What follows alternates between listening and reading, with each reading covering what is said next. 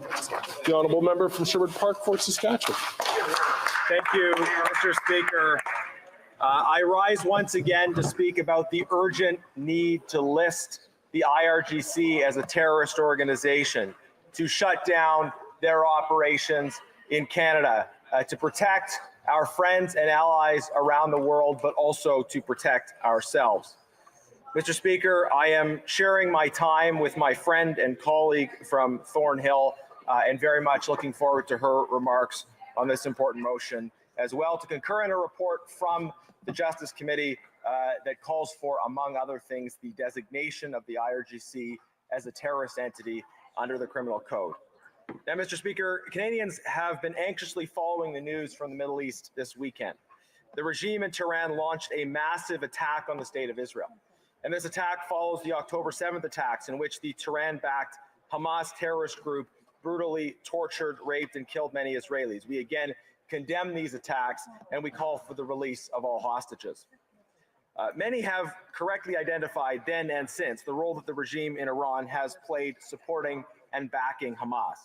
These faraway cowards seek to use the pain of the Palestinian people to advance their violent ends. Like Hamas's own leaders safely away in Qatar, the regime in Iran wants to attack Israel through proxies and with the maximal use of civilian human shields while minimizing the risk to themselves. In this context, therefore, it is legitimate for Israel to take the fight against terrorism directly to Hamas's IRGC guides and paymasters wherever they live. Now, as I've said many times, conservatives seek a two-state solution in which Israelis and Palestinians can each pursue security and economic development through democratic, responsive, and pluralistic self-governing institutions. And let's be very clear that Hamas and IRGC terrorists do not want a two-state solution. They want to perpetually use the Palestinian situation as their justification for pursuing their selfish ends. The negotiated final status agreement that we hope for would in reality be the worst nightmare of these extremists, because these extremists thrive only in the midst of conflict and violence. Now, in the course of this weekend's events, it is worth recognizing and celebrating the effectiveness of Israel's defenses. Israel's defensive technology is what has allowed the world's only Jewish state to survive as a state, facing constant existential threats from hostile forces. If you believe in Israel's right to defend itself, then you obviously also have to believe in Israel's ability to procure the weapons that are necessary to defend itself. If you oppose the sale of weapons to Israel, then it's hard to make the case that you also believe in Israel's right to defend itself. Now, while recognizing the effectiveness of those Israeli defenses, I think it's very important to recognize the vital contributions and collaboration of some of Israel's Arab neighbors. Neighbors who have disagreements with Israel on various subjects, but who are collaborating in the pursuit of peace and of shared security interests. There is a fundamental alignment between Israel and many of its neighbors who are moving towards greater cooperation in response to the aggressive and colonial agenda of the regime in Iran. And I hope that this will provide the basis for continuing and growing collaboration and enhanced dialogue on a range of issues. Because we know how many Muslim majority states in the region have been victimized as a result of the horrific violence coming from the regime in Tehran. We could speak about Lebanon, about Syria, about Afghanistan, about Yemen, about the civil wars that are unfolding because of proxies that are sponsored by the regime in Tehran. We could speak about the support that the Taliban have received from the terrorist regime in Tehran. The destabilizing effect of Hezbollah in Lebanon, and many, many other examples.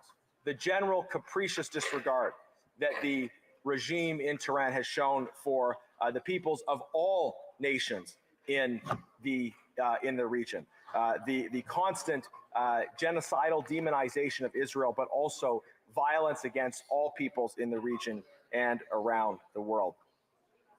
Now, needless to say, Madam Speaker, the fact that this attack was largely thwarted does not mean that it should be shrugged off or dismissed as merely symbolic. Indeed, the regime in Iran intended to break through Israel's defenses and intended to wreak havoc.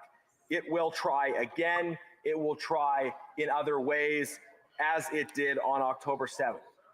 And the regime in Tehran will continue to try to acquire more sophisticated and dangerous technology, including nuclear weapons, with which to attack Israel, with which to attack other peoples in the region, and with which to threaten the security of all freedom-loving peoples wherever they live. And the events of this weekend underline why conservatives have been persistently calling on this government to recognize that the IRGC is a terrorist organization and therefore must not be allowed to operate in Canada. The call to list the IRGC as a terrorist organization means quite simply that we would use all of our resources to shut down any possibility of this regime operating in Canada. If they are a listed terrorist organization, they are not able to recruit, not able to fundraise, not able to promote their ideology here in Canada. And this, Madam Speaker, especially after the events of this weekend, is the least that we can do. But it didn't take the events of this weekend for conservatives and for many other Canadians to realize that the IRGC must be listed as a terrorist organization. I put forward a motion in this House to list the IRGC as a terrorist organization 6 years ago. And this was before many of the events we have seen since, which I'll speak about. 6 years ago, the case was already clear. And at the time, in fact, Liberals, including this Prime Minister, voted in favor of that motion. They voted in favor of it. They said they were thinking about it. They still, 6 years later, still say they're thinking about it, and yet they have refused to act. Now, since that vote in this House of Commons 6 years ago, Madam Speaker, we have had the shooting down of Flight PS 752, an event of great personal significance for many of my colleagues from the Edmonton area, as we have had the opportunity year after year to go to memorials, to meet with families, and to hear the stories of pain and grief from these many Canadian families that have lost loved ones, Canadian citizens murdered, when the IRGC shot down a civilian aircraft leaving Tehran, PS Flight 752. And yet that still wasn't enough for this government to recognize that the IRGC is a terrorist organization. As Speaker, since we've lived through the murder of Mahsa Amini, the women life freedom protest movement, as the Iranian people have, again, as they have in years and decades past, taken to the streets, calling for change, seeking the same things that we so often take for granted here in Canada, seeking the protection of their fundamental freedoms. The Iranian people are such heroes, are such an inspiration, I know, to so many members.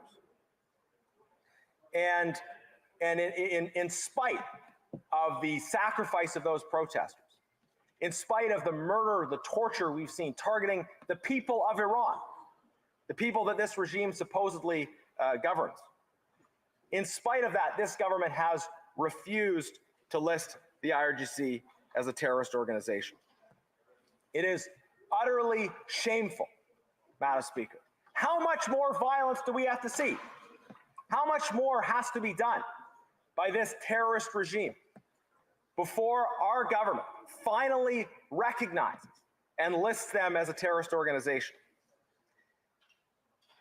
The civil wars in Yemen and Syria, terrorists operating systematically outside of the law in Lebanon and Iraq, the brutal suppression of the Iranian people, attacks on Israel, the murder of Canadians and foreign-backed extremism here in Canada, intimidation of members of the heroic, patriotic Iranian diaspora community here in Canada.